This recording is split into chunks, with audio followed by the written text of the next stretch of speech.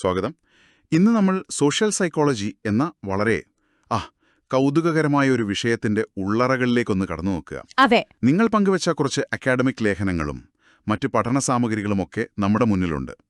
അപ്പോൾ ഇവയെ അടിസ്ഥാനമാക്കി ഈ സോഷ്യൽ സൈക്കോളജി മറ്റ് സാമൂഹിക ശാസ്ത്രങ്ങളുമായിട്ട്, പ്രത്യേകിച്ച് സോഷ്യോളജി, ആന്ത്രപ്പോളജി, പിന്നെ സോഷ്യോ ലിംഗ്വിസ്റ്റിക്സ്, ഇവയുമായി എങ്ങനെയാണ് ബന്ധപ്പെട്ടിരിക്കുന്നത്, എവിടെയൊക്കെയാണ് വ്യത്യാസങ്ങൾ വരുന്നത്, ഇതൊക്കെ കുറച്ചുകൂടി ആഴത്തിൽ മനസ്സിലാക്കാനാണ് നമ്മൾ ഇന്ന് ശ്രമിക്കുന്നത്. തീർച്ചയായും. ഒരു വ്യക്തി തനിച്ചായിരിക്കുമ്പോഴും അല്ലെങ്കിൽ ഒരു ഗ്രൂപ്പിന്റെ ഭാഗമായിരിക്കുമ്പോഴും എങ്ങനെ ചിന്തിക്കുന്നു, എങ്ങനെ പെരുമാറുന്നു, പിന്നെ എന്തുകൊണ്ടങ്ങനെ ചെയ്യുന്നു, ഇതൊക്കെയാണല്ലോ സോഷ്യൽ സൈക്കോളജി പ്രധാനമായും നോക്കുന്നത്. അതെ, അതാണ് അതിന്റെ കാതൽ. എന്നാൽ ഈ വ്യക്തിഗത അനുഭവങ്ങളെയൊക്കെ രൂപപ്പെടുത്തുന്ന വലിയ സാമൂഹിക, സാംസ്കാരിക, പിന്നെ ഈ ഭാഷാപരമായ ഘടകങ്ങൾ, അതിനെക്കുറിച്ചൊക്കെ പഠിക്കുന്ന മറ്റു വിഷയങ്ങളുമായിട്ട് ഇതിനെ എങ്ങനെ ബന്ധിപ്പിക്കാൻ പറ്റും?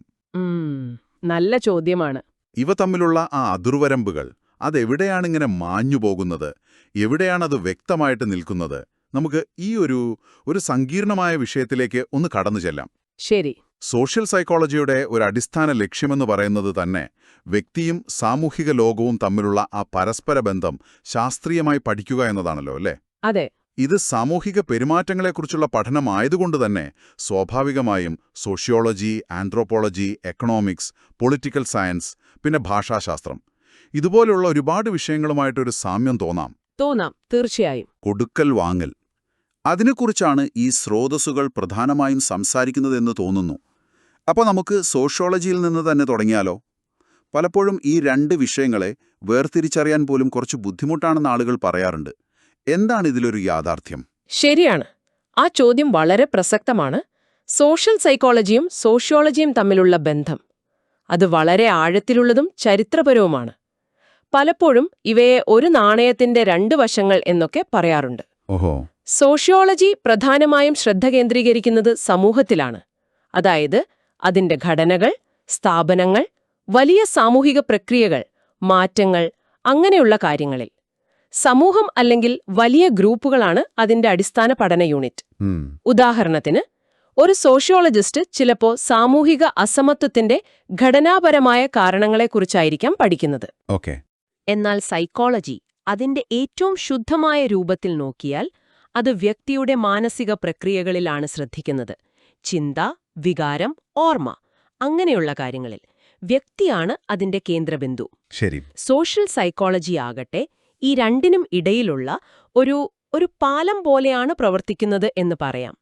വ്യക്തിയുടെ ചിന്തകളും വികാരങ്ങളും പെരുമാറ്റങ്ങളുമൊക്കെ സാമൂഹിക സാഹചര്യങ്ങളാൽ എങ്ങനെ സ്വാധീനിക്കപ്പെടുന്നു, അതുപോലെ വ്യക്തികൾ സാമൂഹിക ലോകത്തെ എങ്ങനെ മനസ്സിലാക്കുന്നു, അതിനോട് എങ്ങനെ പ്രതികരിക്കുന്നു, അതാണ് സോഷ്യൽ സൈക്കോളജിയുടെ കാതൽ. അതുകൊണ്ട് തന്നെ നിങ്ങൾ നേരത്തെ പറഞ്ഞതുപോലെ ഒരു സോഷ്യോളജിസ്റ്റ് മിക്കവാറും മുകളിൽ നിന്ന് താഴേക്ക്, അതായത് സമൂഹത്തിൽ നിന്ന് വ്യക്തിയിലേക്ക് വരുന്നു. ശരി. സോഷ്യൽ സൈക്കോളജിസ്റ്റ് പലപ്പോഴും താഴെ നിന്ന് മുകളിലേക്ക്, അതായത് വ്യക്തിയിൽ നിന്ന് സമൂഹത്തിലേക്ക് പോകുന്നു. അപ്പൊ ഈ സമീപനങ്ങളുടെ വ്യത്യാസം അത് സോഷ്യൽ സൈക്കോളജിക്കുള്ളിൽ തന്നെ പല ധാരകൾക്ക് കാരണമായിട്ടുണ്ടാവും, അല്ലേ? ഈ സ്രോതസ്സുകളിൽ അതിനെക്കുറിച്ച് പറയുന്നുണ്ടെന്ന് തോന്നുന്നു. തീർച്ചയായും. അത് വളരെ പ്രധാനപ്പെട്ട ഒരു പോയിന്റാണ്. ഈ വ്യത്യാസം കാരണം സോഷ്യൽ സൈക്കോളജിയിൽ രണ്ട് പ്രധാന സമീപനങ്ങൾ രൂപപ്പെട്ടിട്ടുണ്ട്. ഈ ലേഖനങ്ങൾ അത് വ്യക്തമായി പറയുന്നുണ്ട്. ഒന്ന്, സൈക്കോളജിക്കൽ സോഷ്യൽ സൈക്കോളജി, അതായത് PSP എന്നു പറയും. ഇത് പ്രധാനമായും സൈക്കോളജിയിൽ വേരുകളുള്ളതാണ്. വ്യക്തിയുടെ മാനസികാവസ്ഥകൾ, വ്യക്തിത്വ സവിശേഷതകൾ, പിന്നെ സാമൂഹികമായ അറിവുകൾ എങ്ങനെ പ്രോസസ് ചെയ്യുന്നു, അതായത് സോഷ്യൽ കോഗ്നിഷൻ, ഇതിനൊക്കെയാണ് ഇത് ഊന്നൽ നൽകുന്നത്. വ്യക്തിയിൽ ഫോക്കസ് ചെയ്യുന്നു. അതെ. ഒരു പ്രത്യേക സാമൂഹിക സാഹചര്യത്തിൽ ഒരു വ്യക്തി എങ്ങനെ പെരുമാറും എന്ന് പ്രവചിക്കാനും വിശദീകരിക്കാനുമൊക്കെയാണ് PSP ശ്രമിക്കുന്നത്. ഉദാഹരണത്തിന്, ഈ മുൻവിധി എന്ന വിഷയത്തെ ഒരു PSP ഗവേഷകൻ സമീപിക്കുന്നത് ഒരുപക്ഷെ വ്യക്തികളുടെ ചിന്താ പ്രക്രിയകളിലെ ചില പിഴവുകൾ അല്ലെങ്കിൽ വ്യക്തിത്വ ഘടകങ്ങൾ, അതൊക്കെ മുൻവിധിക്ക് എങ്ങനെ കാരണമാകുന്നു എന്ന് പഠിച്ചുകൊണ്ടായിരിക്കാം. ശരി. രണ്ടാമത്തേത് സോഷ്യോളജിക്കൽ സോഷ്യൽ സൈക്കോളജി, SSP എന്ന് പറയും. ഇത് സോഷ്യോളജിയിൽ നിന്നാണ് കൂടുതൽ ഊർജ്ജം ഉൾക്കൊള്ളുന്നത്. വ്യക്തിയുടെ അനുഭവങ്ങളെ രൂപപ്പെടുത്തുന്ന വലിയ സാമൂഹിക ഘടനകൾ, സാമൂഹിക പദവികൾ, സോഷ്യൽ റോൾസ്, ഗ്രൂപ്പ് ബന്ധങ്ങൾ, സാമൂഹിക നിയമങ്ങൾ, സോഷ്യൽ നോംസ്, ഇതിനൊക്കെയാണ് SSP പ്രാധാന്യം നൽകുന്നത്. ഇവിടെ വ്യക്തിയെ കാണുന്നത് ഒരു വലിയ സാമൂഹിക വ്യവസ്ഥയുടെ ഭാഗമായിട്ടാണ്. അപ്പോൾ നേരത്തെ പറഞ്ഞ അതേ മുൻവിധി എന്ന വിഷയത്തെ ഒരു SSP ഗവേഷകൻ സമീപിക്കുന്നത് സാമൂഹിക വർഗങ്ങൾ തമ്മിലുള്ള അധികാരബന്ധങ്ങൾ അല്ലെങ്കിൽ സാമൂഹിക സ്ഥാപനങ്ങൾ എങ്ങനെ മുൻവിധി നിലനിർത്തുന്നു, ഗ്രൂപ്പുകൾ തമ്മിലുള്ള ചരിത്രപരമായ സംഘർഷങ്ങൾ, അങ്ങനെയുള്ള കാര്യങ്ങൾ പഠിച്ചുകൊണ്ടായിരിക്കാം. അതായത് അവർ വ്യക്തിയുടെ മനസ്സിനേക്കാൾ സാമൂഹിക സാഹചര്യത്തിനാണ് ഊന്നൽ നൽകുന്നത്. അതെ, കൃത്യമായി പറഞ്ഞാൽ അതാണ് വ്യത്യാസം. അപ്പോൾ ഒരേ സാമൂഹിക പ്രശ്നത്തെ, നമ്മളിപ്പോൾ പറഞ്ഞ ഉദാഹരണത്തിൽ മുൻവിധിയെ, രണ്ടുപേരും പഠിക്കുമെങ്കിലും അവരുടെ ചോദ്യങ്ങളും കണ്ടെത്തലുകളുമൊക്കെ ചിലപ്പോൾ വ്യത്യസ്തമായിരിക്കും, അല്ലേ? തീർച്ചയായും. ഇത് പഠനരീതികളിലും പ്രതിഫലിക്കുമോ? കാരണം PSP വ്യക്തിയുടെ ചിന്തകളെ അളക്കാനും SSP സാമൂഹിക ഘടനകളെ മനസ്സിലാക്കാനുമാണല്ലോ കൂടുതൽ ശ്രമിക്കുന്നത്. അതെ, പരമ്പരാഗതമായി നോക്കിയാൽ രീതിശാസ്ത്രങ്ങളിലും വ്യത്യാസങ്ങളുണ്ടായിരുന്നു. PSP ഗവേഷകർ പൊതുവെ ലബോറട്ടറി പരീക്ഷണങ്ങൾ, അതായത് ലാബറട്ടറി എക്സ്പെരിമെന്റ്സ് പോലുള്ള നിയന്ത്രിത സാഹചര്യങ്ങളിലുള്ള പഠനങ്ങൾക്ക് മുൻഗണന നൽകിയിരുന്നു. കാരണം ഒരു പ്രത്യേക ഘടകം, ഒരു വേരിയബിൾ, വ്യക്തിയുടെ പെരുമാറ്റത്തെ എങ്ങനെ സ്വാധീനിക്കുന്നു എന്ന് കൃത്യമായി കണ്ടെത്താൻ അത് സഹായിക്കും. കാരണവും ഫലവും തമ്മിലുള്ള ബന്ധം സ്ഥാപിക്കാൻ പരീക്ഷണങ്ങൾക്കൊരു കഴിവുണ്ട്. ശരിയാണ്. ഉദാഹരണത്തിന്, ഒരു പ്രത്യേക പരസ്യം ആളുകളുടെ മനോഭാവത്തെ മാറ്റുന്നുണ്ടോ എന്ന് പരീക്ഷണം വഴി കണ്ടെത്താൻ പറ്റും. ഓക്കെ. അതേസമയം SSP ഗവേഷകർ സോഷ്യോളജിയെപ്പോലെ സാമൂഹിക യാഥാർത്ഥ്യങ്ങളെ അവയുടെ സ്വാഭാവിക ചുറ്റുപാടിൽ പഠിക്കാൻ സഹായിക്കുന്ന രീതികളാണ് കൂടുതലായി ഉപയോഗിച്ചിരുന്നത്. അതായത് ഫീൽഡിൽ ഇറങ്ങിയിട്ട്. അതെ, എത്നോഗ്രഫി, അതായത് ഒരു സമൂഹത്തെ അവരുടെ സ്വാഭാവിക ചുറ്റുപാടിൽ അടുത്ത് നിരീക്ഷിച്ചു പഠിക്കുന്ന രീതി. പിന്നെ സർവേകൾ, അഭിമുഖങ്ങൾ, പങ്കാളിത്ത നിരീക്ഷണം, പാർട്ടിസിപ്പന്റ് ഒബ്സർവേഷൻ, അങ്ങനെയുള്ള ഗുണപരമായ ഗവേഷണ രീതികൾ, ക്വാളിറ്റേറ്റീവ് റിസർച്ച് മെത്തേഡ്സ്. സാമൂഹിക ലോകം കുറച്ച് സങ്കീർണമാണെന്നും അതിനെ ലാബിലേക്ക് ചുരുക്കിയാൽ അതിന്റെ യഥാർത്ഥ സ്വഭാവം നഷ്ടപ്പെടുമെന്നും ഒക്കെ അവർ കരുതി. ആളുകളുടെ അനുഭവങ്ങൾക്കും അവർ നൽകുന്ന അർത്ഥങ്ങൾക്കുമാണ് ഇവിടെ കൂടുതൽ പ്രാധാന്യം. എന്നാൽ ഇന്ന് ഈ അതിർവരമ്പുകൾ കുറച്ചൊക്കെ മാഞ്ഞുവരികയാണെന്നും ഈ ലേഖനങ്ങളിൽ ഒരു സൂചനയുണ്ടല്ലോ. അതായത് PSPക്കാരും ക്വാളിറ്റേറ്റീവ് രീതികൾ ഉപയോഗിക്കുന്നു, തിരിച്ചും SSPക്കാരും ചിലപ്പോൾ പരീക്ഷണങ്ങൾ ഉപയോഗിക്കുന്നു എന്നൊക്കെ. തികച്ചും ശരിയാണ്. അതൊരു പ്രധാനപ്പെട്ട മാറ്റം തന്നെയാണ്. ഇന്ന് ഈ രണ്ട് ധാരകളും തമ്മിൽ വലിയ തോതിലുള്ള ആശയവിനിമയവും സഹകരണവുമൊക്കെ നടക്കുന്നുണ്ട്. PSPയിലെ ഗവേഷകർ സാമൂഹിക സന്ദർഭത്തിന്റെ പ്രാധാന്യം തിരിച്ചറിയുന്നുണ്ട്. അവര് ഫീൽഡ് സ്റ്റഡികളും മറ്റു യാഥാർത്ഥ്യത്തോട് അടുത്തു നിൽക്കുന്ന രീതികളും ഉപയോഗിക്കാൻ തുടങ്ങിയിട്ടുണ്ട്. ശരി. അതുപോലെ SSPയിലെ ഗവേഷകർ ചിലപ്പോൾ പരീക്ഷണങ്ങളുടെ സാധ്യതകളും ഉപയോഗപ്പെടുത്തുന്നുണ്ട്. സിദ്ധാന്തങ്ങളും ആശയങ്ങളും രീതികളുമൊക്കെ പരസ്പരം കടമെടുക്കുന്നത് ഇപ്പൊ സാധാരണയാണ്. അപ്പോ ആ വേർതിരിവ് അത്ര റിജിഡ് അല്ല ഇപ്പോ? അല്ല, അത്ര റിജിഡല്ല. അതുകൊണ്ട് തന്നെ PSP, SSP എന്നിങ്ങനെയുള്ള വേർതിരിവ് ഇപ്പോഴും നിലനിൽക്കുന്നുണ്ടെങ്കിലും അവ തമ്മിലുള്ള അതിർവരമ്പ് കുറച്ച് നേർത്തു വരികയാണ്. സോഷ്യൽ സൈക്കോളജി കൂടുതൽ സമഗ്രമായ ഒരു ഹോളിസ്റ്റിക് സമീപനത്തിലേക്ക് നീങ്ങുന്നതിന്റെ സൂചനയായിട്ട് ഇതിനെ കാണാം. ഓക്കെ. അപ്പോൾ സോഷ്യോളജിയുമായുള്ള ഈ ആഴത്തിലുള്ള ബന്ധം നമ്മൾ കണ്ടു. ഇനി മറ്റു വിഷയങ്ങളിലേക്ക് വന്നാൽ, ആന്ത്രോപോളജിയും സോഷ്യൽ സൈക്കോളജിയും തമ്മിലുള്ള ബന്ധത്തെക്കുറിച്ച് ഈ സ്രോതസ്സുകൾ എന്താണ് പറയുന്നത്? സോഷ്യോളജിയോളം വിശദീകരിക്കുന്നില്ലെങ്കിലും ആ ബന്ധം എങ്ങനെയാണ് സോഷ്യൽ സൈക്കോളജിയെ സ്വാധീനിക്കുന്നത്? ആന്ത്രോപോളജി, പ്രത്യേകിച്ച് സാംസ്കാരിക ആന്ത്രോപോളജി, ഊന്നൽ നൽകുന്നത് സംസ്കാരത്തിനാണ്. കൾച്ചർ. അതെ, അതായത് ഒരു കൂട്ടം ആളുകളുടെ വിശ്വാസങ്ങൾ, മൂല്യങ്ങൾ, ആചാരങ്ങൾ, ജീവിത രീതികൾ എന്നിവയ്ക്ക്. സോഷ്യൽ സൈക്കോളജി പഠിക്കുന്ന പല പ്രതിഭാസങ്ങളും, ഉദാഹരണത്തിന് വ്യക്തിത്വം, സാമൂഹിക ബന്ധങ്ങൾ, വികാരങ്ങൾ പ്രകടിപ്പിക്കുന്ന രീതികളൊക്കെ സംസ്കാരത്തിനനുസരിച്ച് വലിയ തോതിൽ വ്യത്യാസപ്പെടാമെന്ന് ആന്ത്രോപോളജി നമ്മെ ഓർമ്മിപ്പിക്കുന്നു. ശരിയാണ്. പാശ്ചാത്യ സമൂഹങ്ങളെ കേന്ദ്രീകരിച്ച് രൂപപ്പെട്ട പല സോഷ്യൽ സൈക്കോളജി സിദ്ധാന്തങ്ങളും അത് ചിലപ്പം മറ്റ് സംസ്കാരങ്ങളിൽ അതേപടി പ്രായോഗികമാകണമെന്നില്ല. ഉദാഹരണത്തിന് ഈ വ്യക്തിഗത നേട്ടങ്ങൾക്ക് പ്രാധാന്യം നൽകുന്ന പാശ്ചാത്യ സംസ്കാരങ്ങളിലെ ഞാൻ എന്ന ആശയം ഇൻഡിപെൻഡന്റ് സെൽഫ് എന്ന് പറയും ആശയം. അതായത് ഇന്റർ ഡിപെൻഡന്റ് സെൽഫ്. ഇത് രണ്ടും തമ്മിൽ വ്യത്യാസമുണ്ട്. ഓക്കെ.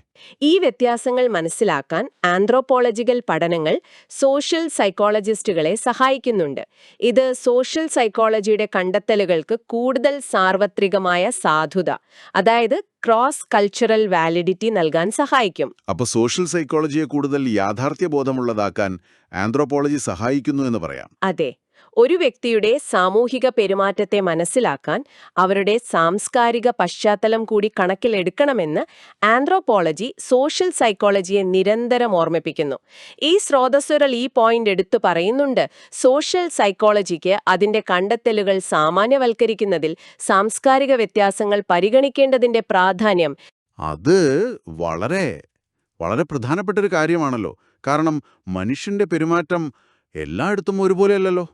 ഇനി ഭാഷയുടെ കാര്യം എടുത്താലോ? സോഷ്യോ ലിംഗ്വിസ്റ്റിക്സ് അല്ലെങ്കിൽ ഭാഷാശാസ്ത്രവുമായുള്ള ബന്ധം എങ്ങനെയാണ് സോഷ്യൽ സൈക്കോളജിക്ക് പ്രയോജനപ്പെടുന്നത്? നമ്മൾ എങ്ങനെ സംസാരിക്കുന്നു എന്നതുപോലും നമ്മുടെ സാമൂഹിക ബന്ധങ്ങളെയും നമ്മുടെ ഐഡന്റിറ്റിയെയുമൊക്കെ സ്വാധീനിക്കുന്നുണ്ടല്ലോ. തീർച്ചയായും. ഭാഷ എന്നത് വെറുമൊരു ആശയവിനിമയത്തിനുള്ള ഉപകരണം മാത്രമല്ല. അതൊരു സാമൂഹിക പ്രവൃത്തി കൂടിയാണ്. ഒരു സോഷ്യൽ ആക്ഷനാണ്. നമ്മൾ ഉപയോഗിക്കുന്ന വാക്കുകൾ, സംസാരശൈലി, ഉച്ചാരണം ഇതൊക്കെ നമ്മൾ ആരാണെന്നും നമ്മൾ മറ്റുള്ളവരുമായി എങ്ങനെ ബന്ധപ്പെട്ടിരിക്കുന്നു എന്നുമൊക്കെ സൂചിപ്പിക്കുന്നുണ്ട്. സോഷ്യോ ലിംഗ്വിസ്റ്റിക്സ് പഠിക്കുന്നത് ഭാഷയും സമൂഹവും തമ്മിലുള്ള ഈ ബന്ധത്തെയാണ്. സോഷ്യൽ സൈക്കോളജിക്ക് ഇത് പലതരത്തിൽ പ്രസക്തമാണ്. എങ്ങനെ? ഉദാഹരണത്തിന്, ഗ്രൂപ്പുകൾക്കിടയിലുള്ള ബന്ധങ്ങളെക്കുറിച്ച് പഠിക്കുമ്പോൾ ഓരോ ഗ്രൂപ്പും ഉപയോഗിക്കുന്ന ഭാഷാഭേദങ്ങൾ, ഡയലക്ട്സ് അല്ലെങ്കിൽ പ്രത്യേക പദപ്രയോഗങ്ങൾ, ജാർഗൺ, അതൊക്കെ എങ്ങനെയാണ് ഗ്രൂപ്പ് ഐഡന്റിറ്റി രൂപപ്പെടുത്തുന്നതെന്നും മറ്റു ഗ്രൂപ്പുകളിൽ നിന്ന് അവരെ വേർതിരിക്കുന്നതെന്നും മനസ്സിലാക്കാൻ സോഷ്യോ ലിംഗ്വിസ്റ്റിക്സ് സഹായിക്കും. അതുപോലെ അധികാരബന്ധങ്ങൾ ഭാഷയിലൂടെ എങ്ങനെ പ്രകടമാവുന്നു? ഉദാഹരണത്തിന്, നമ്മൾ ചിലരോട് വളരെ ഔപചാരികമായി സംസാരിക്കും, മറ്റു ചിലരോട് അനൗപചാരികമായി സംസാരിക്കും. ശരിയാണ്. പിന്നെ സംഭാഷണങ്ങളിലൂടെ ആളുകൾ എങ്ങനെ പരസ്പരം സ്വാധീനിക്കുന്നു, പെർസ്വേഷൻ, എങ്ങനെ സാമൂഹിക നിയമങ്ങൾ ഭാഷാ ഉപയോഗത്തെ നിയന്ത്രിക്കുന്നു, ഇതൊക്കെ സോഷ്യൽ സൈക്കോളജിക്കൽ പഠനങ്ങൾക്ക് മുതൽക്കൂട്ട് നൽകുന്ന ഉൾക്കാഴ്ചകളാണ്. സാമൂഹികമായ അറിവുകൾ ഭാഷയിലൂടെ കൈമാറ്റം ചെയ്യപ്പെടുന്നതും സ്റ്റീരിയോടൈപ്പുകൾ ഭാഷയിൽ പ്രതിഫലിക്കുന്നതുമൊക്കെ ഇതിൽ വരുമല്ലോ. തീർച്ചയായും വരും.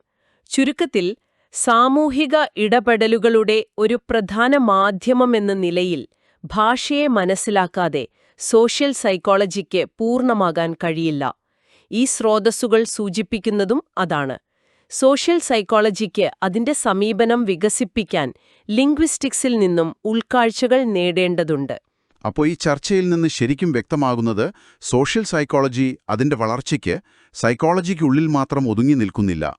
അതായത് ഒരു ഇൻട്രാ ഡിസിപ്ലിനറിയായി നിൽക്കാതെ സോഷ്യോളജി, ആന്ത്രോപോളജി, ലിംഗ്വിസ്റ്റിക്സ് പോലുള്ള മറ്റു വിജ്ഞാന ശാഖകളുമായി നിരന്തരം സംവദിക്കുന്നു, ഒരു ഇന്റർ ഡിസിപ്ലിനറി സ്വഭാവം കാണിക്കുന്നു എന്നതാണ്. അതെ. ഈയൊരു പരസ്പര ബന്ധമാണോ ഈ വിഷയത്തെ ഇത്രയും സജീവവും ചലനാത്മകവുമാക്കുന്നത്? നിസ്സംശയം പറയാം. അതൊരു പ്രധാനപ്പെട്ട നിരീക്ഷണമാണ്. സോഷ്യൽ സൈക്കോളജിയുടെ ശക്തിയും അത് തന്നെയാണ്. അത് മനഃശാസ്ത്രത്തിന്റെയും സാമൂഹിക ശാസ്ത്രങ്ങളുടെയും അതിർവരമ്പിൽ നിലയുറപ്പിച്ചിരിക്കുന്നു. ഇത് ഒരു വശത്ത് ചില വെല്ലുവിളികൾ ഉയർത്തുന്നുണ്ട് കേട്ടോ. കാരണം ഏത് സമീപനമാണ് ഏറ്റവും ശരി എന്നതിനെക്കുറിച്ച് ചിലപ്പോൾ തർക്കങ്ങളുണ്ടാകാം. ശരിയാണ്. എന്നാൽ മറുവശത്ത് ഇത് വലിയ സാധ്യതകളാണ് തുറന്നു തരുന്നത്. സാമൂഹിക പ്രശ്നങ്ങളെ ഒന്നിലധികം കോണുകളിൽ നിന്ന് നോക്കിക്കാണാൻ ഇത് സഹായിക്കുന്നു. ഒരു ഉദാഹരണം പറയാമോ? പറയാം. ഇപ്പോ കുടിയേറ്റം, മൈഗ്രേഷൻ പോലുള്ള ഒരു വിഷയത്തെ പഠിക്കുമ്പോൾ വ്യക്തികളുടെ മനോഭാവങ്ങളെ, അതായത് PSPയുടെ കാഴ്ചപ്പാടിൽ, സാമൂഹിക ഘടനകളെയും ഗ്രൂപ്പ് ബന്ധങ്ങളെയും SSPയുടെ കാഴ്ചപ്പാടിൽ, സാംസ്കാരിക പൊരുത്തപ്പെടലിനെ ആന്ത്രോപോളജിയുടെ കണ്ണിലൂടെ, ഭാഷാപരമായ വെല്ലുവിളികളെ സോഷ്യോ ലിംഗ്വിസ്റ്റിക്സിന്റെ സഹായത്തോടെ, ഇതിനെയെല്ലാം ഒരുമിച്ച് പരിഗണിക്കാനുള്ള ഒരു ചട്ടക്കൂട് സോഷ്യൽ സൈക്കോളജിക്ക് നൽകാൻ കഴിയും. ഈ ഒരു ബഹുമുഖ സമീപനം, മൾട്ടിഫാസറ്റഡ് അപ്രോച്ചാണ് അതിനെ സവിശേഷമാക്കുന്നത്. അപ്പോ ഭാവിയിൽ ഈ പരസ്പര ബന്ധം സോഷ്യൽ സൈക്കോളജിയെ എങ്ങനെയായിരിക്കും രൂപപ്പെടുത്തുക? ഈ സ്രോതസ്സുകൾ അതിനെക്കുറിച്ച് എന്തെങ്കിലും സൂചന നൽകുന്നുണ്ടോ? ഇത് കൂടുതൽ ഏകീകൃതമായ ഒരു വിഷയമായി മാറുമോ അതോ കൂടുതൽ ഉപശാഖകളായിട്ട് പിരിയുമോ? അതൊരു $1,000,000 ചോദ്യം എന്ന് പറയാം. ഈ ലേഖനങ്ങൾ ആ ചോദ്യം ഉയർത്തുന്നുണ്ട്, പക്ഷെ കൃത്യമായൊരു ഉത്തരം നൽകുന്നില്ല. കാരണം അത് പ്രവചിക്കാൻ കുറച്ച് ബുദ്ധിമുട്ടാണ്. ഒരു സാധ്യത ഈ വിഷയങ്ങൾ തമ്മിലുള്ള സംവാദം വർദ്ധിക്കുകയും കൂടുതൽ സംയോജിതമായ ഇന്റഗ്രേറ്റഡ് സിദ്ധാന്തങ്ങളും ഗവേഷണ രീതികളുമൊക്കെ ഉരുത്തിരികുകയും ചെയ്യാമെന്നതാണ്. സോഷ്യൽ സൈക്കോളജി ഒരുപക്ഷെ കൂടുതൽ വ്യക്തമായ ഒരു ഇന്റർഡിസിപ്ലിനറി സ്വഭാവം കൈവരിച്ചേക്കാം. എന്നാൽ മറ്റൊരു സാധ്യത ഓരോ വിഷയവും അതിൻ്റെതായ പ്രത്യേക പ്രശ്നങ്ങളിൽ കൂടുതൽ ശ്രദ്ധ കേന്ദ്രീകരിക്കുകയും സോഷ്യൽ സൈക്കോളജി പല ഉപശാഖകളായിട്ട് സബ് ഡിസിപ്ലിൻസ് വികസിക്കുകയും ചെയ്യാമെന്നതാണ്. ഉദാഹരണത്തിന് social neuro science, cultural psychology, ഇതൊക്കെ ഇപ്പോൾ തന്നെ വളർന്നു വരുന്നുണ്ടല്ലോ. ശരിയാണ്. ഏതായാലും ഈ സംവാദങ്ങളും കൊടുക്കൽ വാങ്ങലുകളും സോഷ്യൽ സൈക്കോളജിയെ ഒരു ചലനാത്മകമായ പഠനമേഖലയായി നിലനിർത്തും എന്ന കാര്യത്തിൽ ഒരു സംശയവുമില്ല. വളരെ വിശദമായ ഒരു ചർച്ചയായിരുന്നു ഇത്. അപ്പോൾ ഇന്ന് നമ്മൾ സംസാരിച്ചതിൽ നിന്നുള്ള പ്രധാന കണ്ടെത്തലുകൾ എന്തൊക്കെയാണ്? ഒന്ന് ചുരുക്കി പറഞ്ഞാൽ ശ്രോതാക്കൾക്ക് ഓർത്തിരിക്കാൻ എന്താണ് നൽകാനുള്ളത്? തീർച്ചയായും. ഒന്നാമതായിട്ട് നമ്മൾ മനസ്സിലാക്കേണ്ടത് സോഷ്യൽ സൈക്കോളജി ഒരു ഒറ്റപ്പെട്ട ദ്വീപല്ല. അത് വ്യക്തിയെയും സമൂഹത്തെയും ബന്ധിപ്പിക്കുന്നൊരു പാലം പോലെയാണ്. അതിനാൽ മനഃശാസ്ത്രവുമായും സാമൂഹിക ശാസ്ത്രങ്ങളുമായും പ്രത്യേകിച്ച് സോഷ്യോളജിയുമായും അതിന് ആഴത്തിലുള്ള ബന്ധമുണ്ട്. രണ്ടാമതായി, ഈ ബന്ധം സോഷ്യൽ സൈക്കോളജിയിൽ തന്നെ 2 പ്രധാന സമീപനങ്ങൾക്ക് രൂപം നൽകിയിട്ടുണ്ട്. വ്യക്തിഗത മാനസിക പ്രക്രിയകൾക്ക് ഊന്നൽ നൽകുന്ന സൈക്കോളജിക്കൽ സോഷ്യൽ സൈക്കോളജി, പിന്നെ സാമൂഹിക ഘടനകൾക്കും സന്ദർഭത്തിനും പ്രാധാന്യം നൽകുന്ന സോഷ്യോളജിക്കൽ സോഷ്യൽ സൈക്കോളജി. ശരിയാണ്. കൂടുതൽ സംയോജിതമായ സമീപനങ്ങൾ രൂപപ്പെടുന്നുണ്ട്. നാലാമതായി, സോഷ്യൽ സൈക്കോളജി അതിന്റെ വളർച്ചയ്ക്ക് സോഷ്യോളജിക്ക് പുറമെ ആന്ത്രോപോളജി, അതായത് സംസ്കാരത്തിന്റെ പങ്ക് മനസ്സിലാക്കാൻ, സോഷ്യൽ ലിംഗ്വിസ്റ്റിക്സ്, അതായത് ഭാഷയുടെ സാമൂഹിക പങ്ക് തിരിച്ചറിയാൻ, ഇതുപോലുള്ള മറ്റു വിജ്ഞാന ശാഖകളിൽ നിന്നും ആശയങ്ങളും ഉൾക്കാഴ്ചകളും സ്വീകരിക്കുന്നു. ഈ ഒരു ഇന്റർഡിസിപ്ലിനറി സ്വഭാവമാണ് സോഷ്യൽ സൈക്കോളജിയുടെ ശക്തിയും സവിശേഷതയും. ഇത് സാമൂഹിക ലോകത്തെ കൂടുതൽ സമഗ്രമായി മനസ്സിലാക്കാൻ നമ്മെ സഹായിക്കുന്നു. ഈ വിഷയങ്ങളുടെയെല്ലാം ഒരു സംഗമസ്ഥാനത്ത് നിൽക്കുന്ന സോഷ്യൽ സൈക്കോളജിയുടെ സാധ്യതകളെക്കുറിച്ചും അതിൻ്റെ രീതിശാസ്ത്രപരമായ വൈവിധ്യത്തെക്കുറിച്ചുമൊക്കെ നമ്മൾ സംസാരിച്ചു. ഒരു കാര്യം ചിന്തിച്ചിട്ടുണ്ടോ? നമ്മൾ നിത്യജീവിതത്തിൽ കാണുന്ന സാമൂഹിക പ്രശ്നങ്ങളെ ഒരുപക്ഷെ ഒരു രാഷ്ട്രീയ സംവാദമാകാം, അല്ലെങ്കിൽ ഓൺലൈൻ ഗ്രൂപ്പുകളിലെ പെരുമാറ്റമാകാം, ഇതിനെയൊക്കെ ഈ വ്യത്യസ്ത സമീപനങ്ങളിലൂടെ PSP, SSP, സംസ്കാരികം, ഭാഷാശാസ്ത്രം ഒക്കെ നോക്കിക്കാണാൻ ശ്രമിച്ചാൽ നമ്മുടെ ധാരണകൾ എത്രത്തോളം മാറിയേക്കാം. പലപ്പോഴും ഒരൊറ്റ വിശദീകരണത്തിൽ ഒതുങ്ങുന്നില്ല പല സാമൂഹിക യാഥാർത്ഥ്യങ്ങളും, അല്ലേ? അതൊരു മികച്ച ചിന്തയാണ്. അതിനോട് ചേർത്ത് വായിക്കാവുന്ന ഒന്നാണ് ഈ യൂറോപ്യൻ സോഷ്യൽ സൈക്കോളജിയിൽ പ്രാധാന്യത്തോടെ കാണുന്ന പ്രത്യയശാസ്ത്ര തലം എന്ന ആശയം. ഓഹോ, അതെന്താണ്? സമൂഹത്തിൽ നിലനിൽക്കുന്ന വലിയ വിശ്വാസങ്ങൾ, മൂല്യങ്ങൾ, പ്രത്യയശാസ്ത്രങ്ങൾ, ഇതൊക്കെ വ്യക്തിയുടെ ചിന്തകളെയും ഗ്രൂപ്പുകൾ തമ്മിലുള്ള ബന്ധങ്ങളെയും എങ്ങനെ രൂപപ്പെടുത്തുന്നു എന്നതാണിത് പഠിക്കുന്നത്. ഇത് നമ്മൾ നേരത്തെ ചർച്ച ചെയ്ത PSP, അതായത് വ്യക്തിഗത തലം, പിന്നെ SSP, സാമൂഹിക ഘടനാപരമായ തലം, ഇവയെ ഒരുമിപ്പിക്കുന്ന ഒരു തലം കൂടിയല്ലേ ഇത്? സമൂഹത്തിലെ അധികാരഘടനകളും ചരിത്രപരമായ സാഹചര്യങ്ങളുമൊക്കെ വ്യക്തിയുടെ മനസ്സിൽ എങ്ങനെ പ്രതിഫലിക്കുന്നു എന്ന് മനസ്സിലാക്കാൻ ഈ പ്രത്യയശാസ്ത്ര തലം സഹായിക്കുന്നു. ഒരുപക്ഷെ സാമൂഹിക ലോകത്തെ പൂർണ്ണമായി മനസ്സിലാക്കാൻ ഈ എല്ലാ തലങ്ങളെയും ഒരുമിച്ച് പരിഗണിക്കേണ്ടതുണ്ട്. ശരിയാണ്. ഈ ഒരു ചിന്തയോടുകൂടി ഇന്നത്തെ ഈ വിശകലനം നമുക്കിവിടെ ഉപസംഹരിക്കാമെന്ന് തോന്നുന്നു. തീർച്ചയായും. നിങ്ങളുടെ പഠന സാമഗ്രികളിലൂടെയുള്ള ഈ യാത്ര തുടരുക. അടുത്ത തവണ പുതിയൊരു വിഷയവുമായി നമുക്ക് വീണ്ടും കാണാം.